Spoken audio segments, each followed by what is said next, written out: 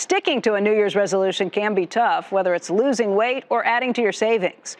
Joining us with more on the financial goals that consumers are setting for 2020 and how you can keep them is senior personal finance correspondent Sharon Epperson. And Sharon, it's great to see you. It's great to be here. All right, so I don't know what's tougher, trying to stick to these savings or different financial goals that we have, or sticking to the weight loss ones. But what are some of the most popular financial goals that people are setting? Well, the most popular financial goals start with saving more money. A lot of people want to save more money. They want to pay down their debt. They also want to spend less.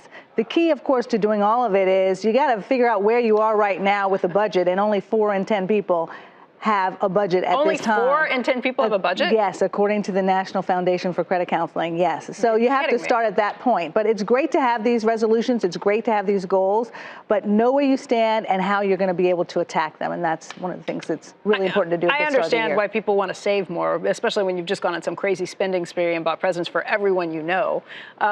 What can consumers actually do to try and stick to those resolutions? How do you make that sort of resolve stay with you? Well, I think the thing that's really important is to have that emergency fund. But I think a lot of people get scared by the fact that financial advisors say you have to have 6 months to a year's worth of your living expenses saved. Try just 1 month. How about if you can add 1 month of your pay to your emergency fund, set that as a goal for 2020. You may not get there, but at least it's a target that you have, and figure out what percentage you'd have to put away each paycheck to get there, to have 1 month's pay fully in that emergency fund. And then where you put it is key. Even if it's just 2% that you're getting in terms of interest, it's better than 0.2%. So you want to make sure you put in a high yield savings account, and then also look at your long-term savings and where you can add to there so that you can boost to the new maximum we have for 2020 for retirement accounts, for an IRA and for a 401k. You can put $19,500 into a 401k in 2020. So that's something to shoot for if you could do it. All right, what about paying down debt?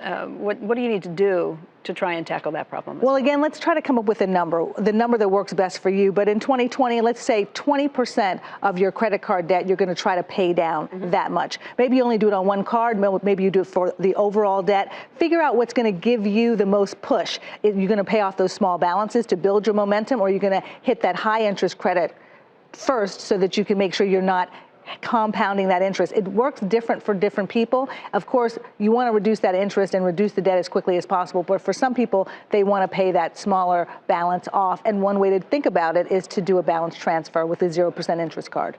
All right, spending less is tough, especially if you don't have a budget. And I can't believe that the majority of people don't have a budget. But how would you tell people to go about doing this? Again, baby steps to getting you towards those goals. Well, this may actually be the first step that you need to take so that you are spending less, so you have the money to then pay down your credit card debt or your debt, and also to save more money. But one of the things you want to look at is where you stand. Again, the last 3 months, gather all of the bills that you have, and then make a list of the recurring expenses. Rank that list in terms of needs and wants. The most important, put at top. So that would be your housing, food, healthcare, and then those things that you may not need that much. Did you really watch that streaming service last 3 months? If you didn't, why is it still on there? Challenge every single expense that you've written down there, and at the bottom of the list where those recurring expenses are truly just wants, figure out what you can cut out or cut back on, and that will give you enough money maybe to start saving some or to pay down more debt, and that's a habit that you can continue for the rest of your life. Yeah, that's a good first step.